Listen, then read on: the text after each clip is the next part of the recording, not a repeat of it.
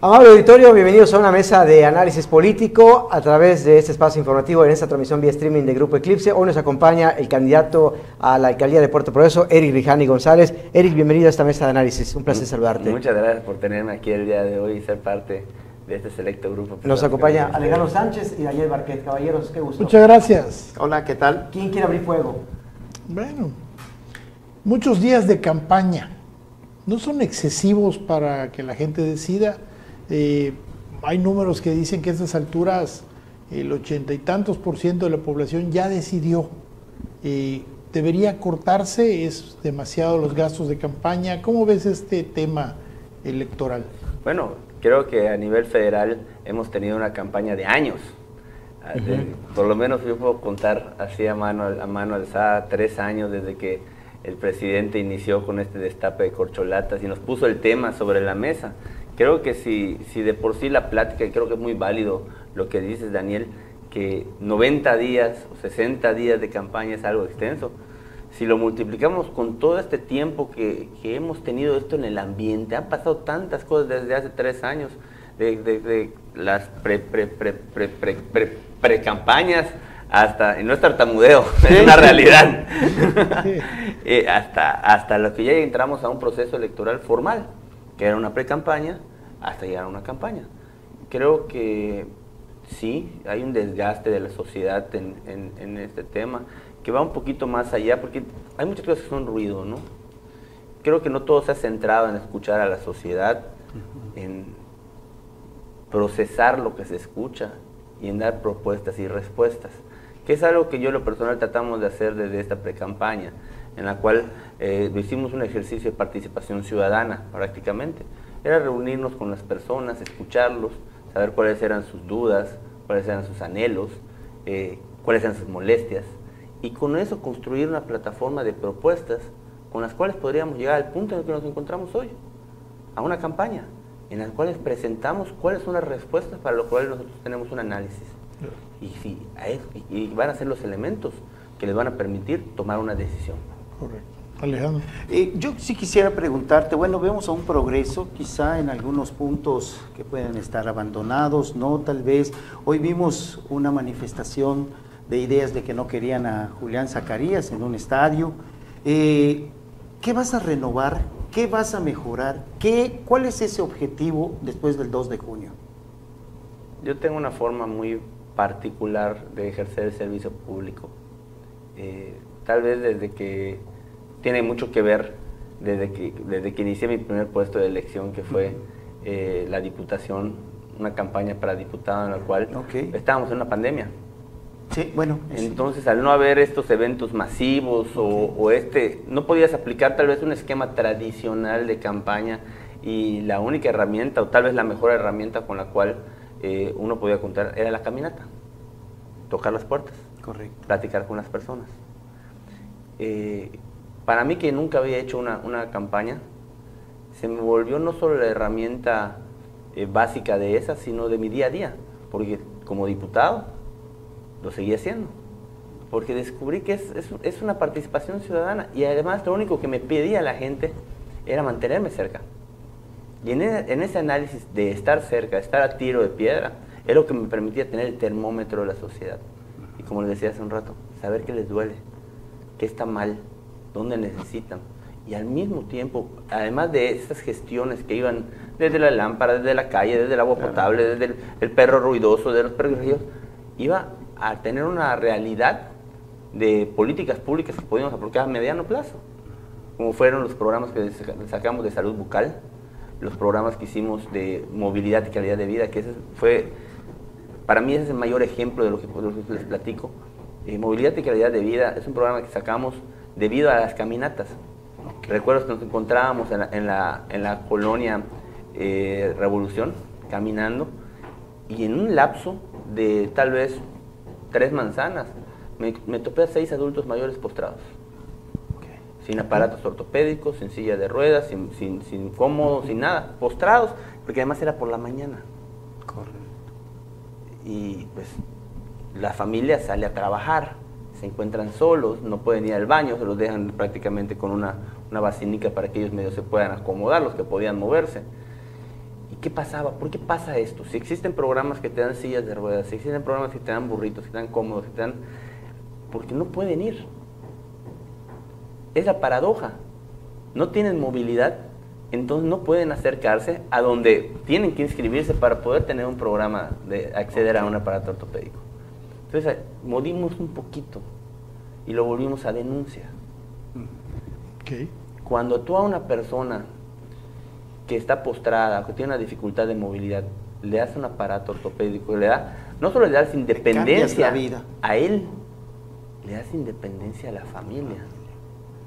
Porque al darle autonomía a esta persona, permitirle que pueda salir, que sea más sencillo que vaya a una cita médica, que vaya a visitar a su familia, que pueda salir a la calle a tomar el fresco durante la tarde, le mejoras el ánimo, le mejoras su salud, porque va a tener el acceso a la salud periódica, preventiva, no va a permitir que se siga degradando de manera sistemática.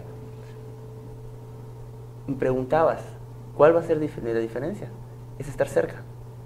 Porque tener un buen termómetro de tu sociedad, no lo que diga una encuesta, no lo que te diga, no, lo que tú puedas palpar de mano a mano. Yo te decía esto, Eric, porque de alguna manera la popularidad de un Julián Zacarías decayó, o al menos esa es la percepción de mucha gente. Y yo creo que eso, no sé si abona tu campaña, no sé si preguntarte, eres un candidato, pues el candidato de Julián Zacarías, o qué va a pasar con esto. ¿Va a haber un distanciamiento con tus cuestiones de accionar en caso de llegar a la presidencia? Yo tengo un estilo muy propio, todos tenemos un estilo muy Claro. propio de cómo llevar nuestras vidas, ¿no? De cómo trabajar. Yo en mi casa vengo de, pues mis padres, la cultura del trabajo siempre fue parte de. Mi mamá era maestra de primaria por las mañanas, maestra de ballet por las tardes. Mi papá pues era empresario, pero siempre, además de ser comerciante y estar trabajando desde temprano, pues siempre por las tardes estaba buscando cómo ayudaba a la comunidad con otro tipo de cosas. La cultura del esfuerzo, del trabajo, es algo que me marcaba mucho. Y creo que esta misma educación es la que me permite imprimirle mi sello propio a todo lo que hago. Y este cariño que se le tiene al trabajo, la importancia y la responsabilidad que le das todos los días, creo que ha entrado muy bien dentro del servicio público y cómo lo aplico. Hay un pequeño libro que dice que las cosas hay que hacerlas con amor. Cuando le aplicas el amor a las cosas, todo sale mucho mejor. Entonces, y amor lo puedes traducir a muchos, traducirlo a cualquier palabra que tú puedas decir. Claro. Interés, apego, responsabilidad. Pero yo creo que haciendo las cosas con amor se marca la diferencia en el trabajo que haces. ¿Qué te duele más de Progreso hoy en día que dices, esto no puede seguir así, esto es lo primero que voy a hacer? Enfrentamos, no solo en Progreso, pero sí debo decirlo, lo veo en Progreso, la tecnología, la sociedad que vivimos hoy, vivimos muchas amenazas en la descomposición de nuestro tejido social, que van desde lo que vemos en nuestras redes sociales, las expectativas que tenemos de vida, la accesibilidad al consumo de sustancias. Son cosas que tenemos que fomentar, una cultura de cuidado, un fortalecimiento de nuestra sociedad. Yo crecí en un Progreso, pues prácticamente de puertas abiertas. Siendo un rapazuelo de 7, 8 años, yo podía cruzar Progreso, de verdad, atravesarlo. Mi mamá daba clase por la termoeléctrica, Progreso tiene una sola nomenclatura, la termoeléctrica está en la calle 60, y tu casa, estaba en la calle 98. Correcto. Podías atravesar 19 manzanas, un chirulito, y mi mamá pues estaba sin problema. Tranquila, Claro. no pasa nada. Y las puertas estaban abiertas y las personas te estaban viendo. Sí. Y no faltaba, ¿de dónde vas? A mi casa. Dale. Y te seguían con la mirada. Progreso a mí me dio la oportunidad de desarrollarme como persona, sea la salud, sea la educación, poder practicar deporte, poder practicar las artes, poder tener amigos. poder vivir en un medio ambiente sano. ¿Qué quisiera yo? Poder darle eso a las próximas generaciones. ¿Qué me duele? Que siento que se está descomponiendo. Y no es privativo de progreso. Pero creo que como comunidad tenemos la responsabilidad, los líderes de la comunidad, de hacer algo al respecto. Yo tengo una pregunta que en realidad son dos. Una, ¿qué fue lo que le pasó a Progreso? Digo, hubo épocas, alguien tal vez pueda recordar, se dormía con las puertas abiertas. En tiempos de calor, pues te acostabas en el suelo con la puerta abierta y viendo a la gente pasar. Podías andar, pues, la gente sin zapatos tal vez, caminando en la arena, las calles no eran tan malas, era arena. ¿Qué nos pasó? ¿Qué le pasó a Progreso? Y dos, ¿cómo hacer que Progreso sea para los progreseños? Porque hoy creo que una de las demandas es esa. El malecón está cerrado, el muelle es un negocio de 8 o 10 grupos empresariales que no necesariamente representan economía para 50,000, 70,000 habitantes que están. Vemos pasar los productos nada más, vemos pasar el turismo y nada se queda, o queda muy poco también para otra subdivisión que son los que ya tienen los puestos o que tienen algún acceso a este tipo de ingreso. ¿Qué fue lo que nos pasó? ¿Y cómo hacer que Progreso sea para los progreseños? ¿Qué fue lo que nos pasó? Creo que es una pregunta que podemos hacernos todos en nuestra sociedad. Y es digno de análisis. Creo que mi generación ha vivido distintos cambios dramáticos que van desde estos aparatos que todos tenemos y estamos apegados, que hace 30 años no existían tal cual.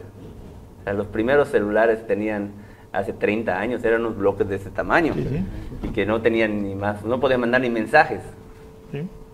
Creo que yo le abogo mucho el tema de la tecnología como lo hemos vivido, que sus ventajas han tenido también peligros, y la descomposición social que hemos contado. Yo crecí en un Progreso en el cual habían clubes sociales. Correcto.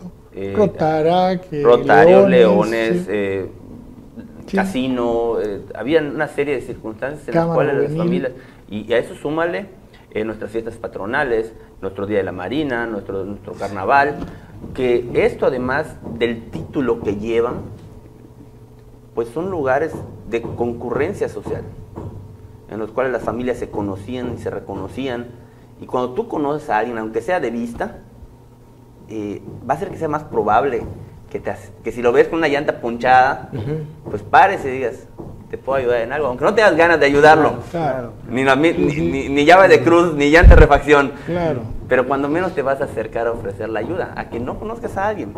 Estos puntos de concurrencia tal vez dejaron de suceder como nosotros los veíamos, se volvieron grupos de WhatsApp. Oye, ya los amigos ya no se ven tanto como solían hacerlo. Habían lugares donde ibas sin tener la necesidad de cuadrarlo. Bueno, una ida al Cordobés.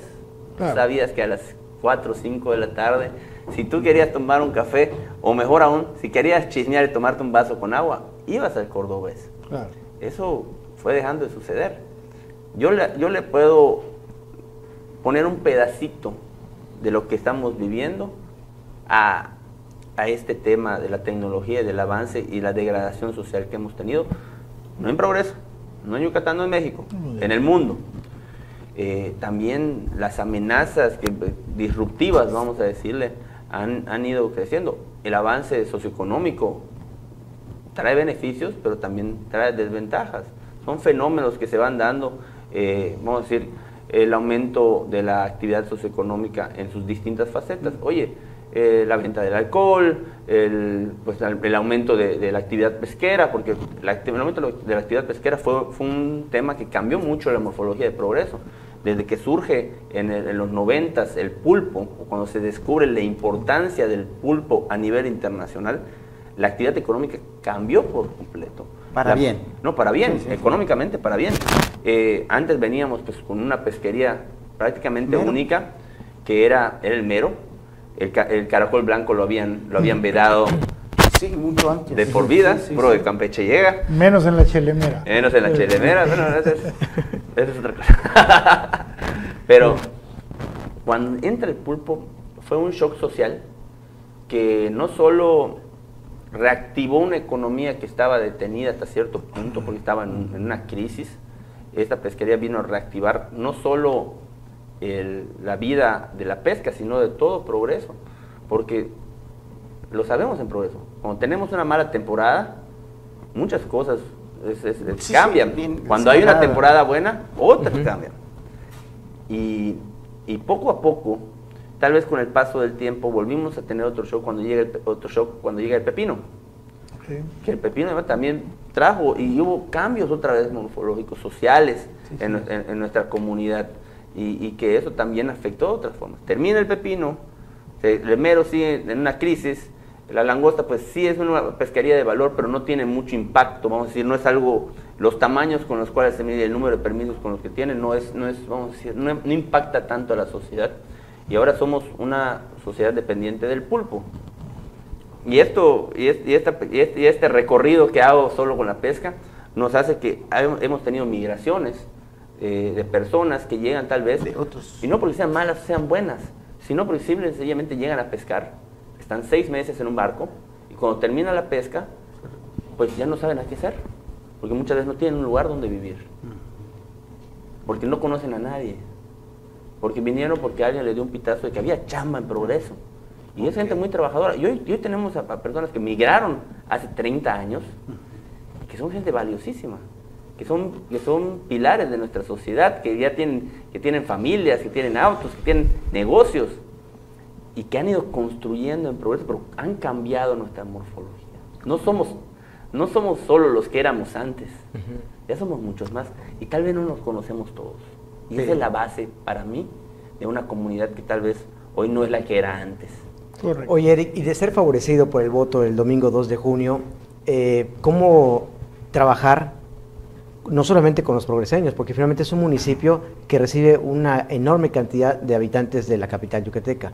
Sí, y de otras partes de la República. Y bien decía Daniel, la actividad, como yo les hablaba de la pesca.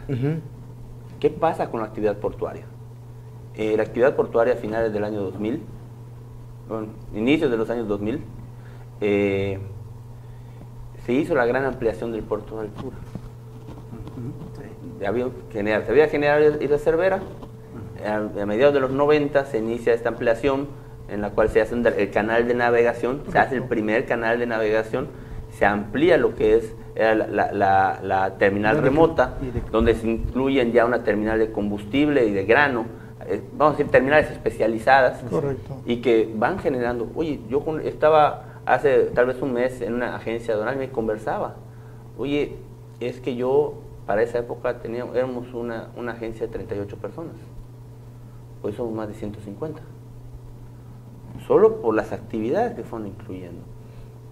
Cambia también la actividad socioeconómica, hace que vengan personas de otros lados también, y muchos también eventuales que vienen a trabajar desde Mérida, de otras partes del estado, a Progreso, que van desde transportistas, que vienen en la búsqueda de las materias primas, de la llevada y la traída, maniobristas, ingenieros.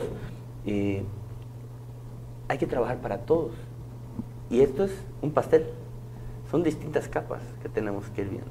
Aunque no todos voten. No, a ver, mencionabas a las personas que llegan por verano. Tenemos también a los amigos que llegan de otros países a pasar los inviernos acá, esos snowbirds que llegan por miles. Esa es una economía que aumenta y que beneficia. Esa es otra capa. Sí, sí. A ver, los veraneantes que vienen también. O sea, tenemos distintas capas dentro de la sociedad que tenemos que tomarlos en cuenta, aunque no sean votantes. Hay que gobernar para todos. Hay que tenerlos en cuenta todos, porque todos afectan de una u otra forma esta fórmula, este pastel. Claro. Es como que, pues, pues ahí tienes que ir viendo, ¿no? Si no es pastel, que sea sandwichón, porque tiene sus salados, tiene sus dulces, tiene de todo. Pero tenemos que tener clara la visión de dónde entra cada quien, cuáles son las necesidades de cada uno y qué podemos hacerlo para que se incluya dentro de una comunidad. Porque esa es la lucha que hoy veo como de mayor importancia, construir una comunidad en la cual todos sepan que son parte de ella, con los beneficios y las responsabilidades que conlleva. En términos generales, ¿cuál es el número del padrón electoral de Progreso? Más o menos. Como 49,000 y cachito. Y cachito. Era- Ahí me dijeron que estaba creciendo. 46,000 en la elección anterior. Y yo te la lista pregunto, nominal. ¿cómo has visto esto en este tiempo que has estado en la calle? ¿Cómo has visto esa percepción de la gente? ¿Te sientes confiado? ¿Te sientes, tus propuestas siguen avanzando? ¿La gente te está apapachando? Me siento contento. Ok. Han pasado dos fenómenos que me pasaron en mi primera elección para diputado Ujú. y que yo tenía esta inquietud de ver cómo se iban a dar en esta segunda. La primera vez que salí a pedir el voto, me topé a muchas personas que me hablaban de mis padres, que reconocían mis apellidos. Pero pues tú puedes decir, pues Rijani, pues no es es un apellido poco común. González, no tanto. No tanto. Si nos ponemos de acuerdo los González, conquistamos el mundo. Y los Sánchez. Y los Sánchez, y los Pérez. Pero me da muchísimo gusto que siempre me encuentro una palabra amable. No pasa un día que no me encuentre con una referencia, el número de puertas que me abrió. Y siendo muy honesto, mi reto ha sido ese de la primera vez. Porque el gusto, el halago, se convierte en una responsabilidad.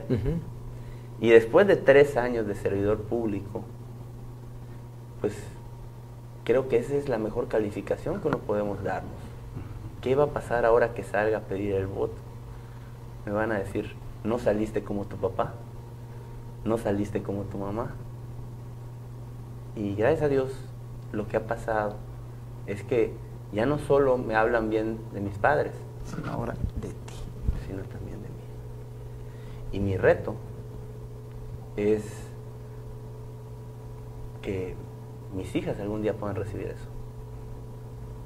Esa es la meta. Mi papá tiene 13 años de fallecido. Este año cumple 13 años. Y Todavía lo recuerda. la gente lo recuerda con un cariño. Tu papá hizo esto. Tu papá hizo esto otro. Tu papá me ayudó. Tu papá era una buena persona. Esa es la meta que uno persigue.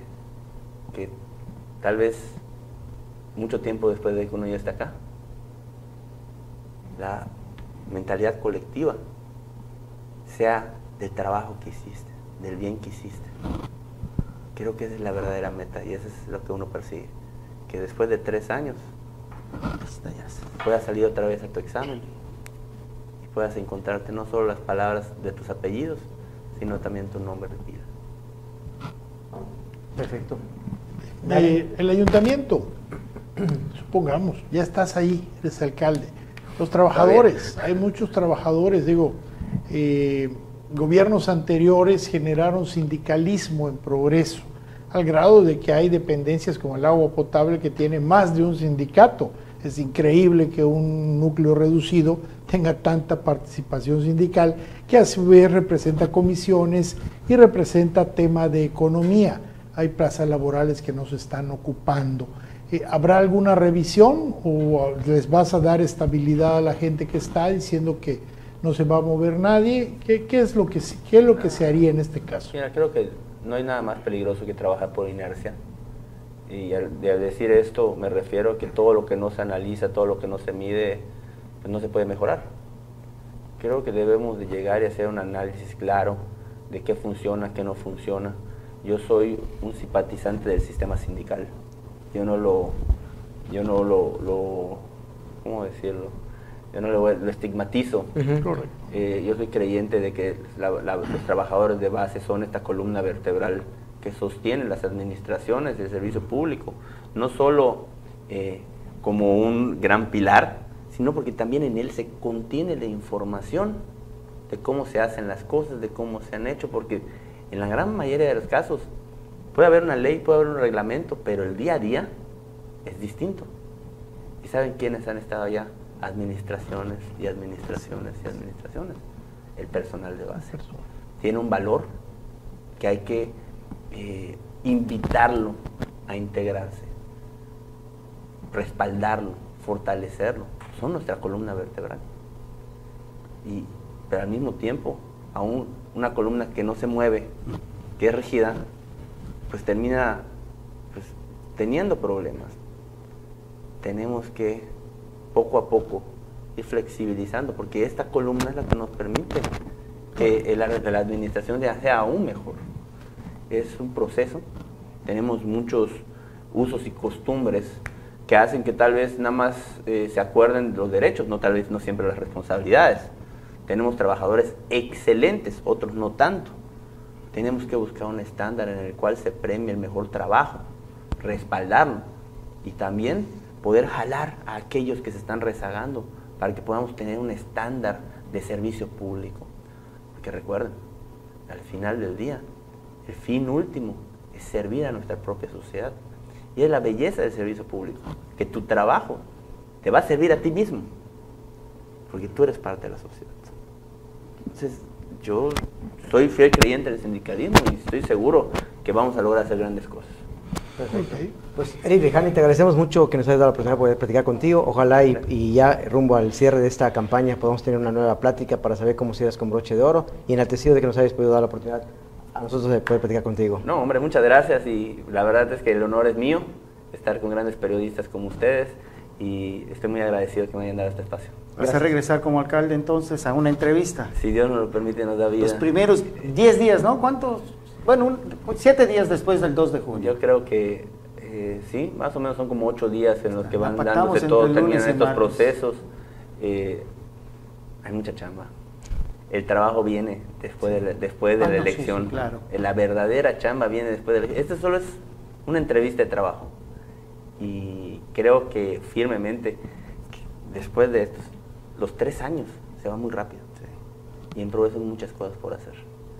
O sea, hay que empezar lo más pronto posible, y si ustedes me lo permiten, pues aquí estaremos. Pues finalmente, muchas gracias por habernos acompañado. Gracias, Dani. Gracias, Gracias, Fernando. gracias. Gracias a usted por habernos acompañado en esta transmisión especial vía streaming. Gracias, saludos cordiales.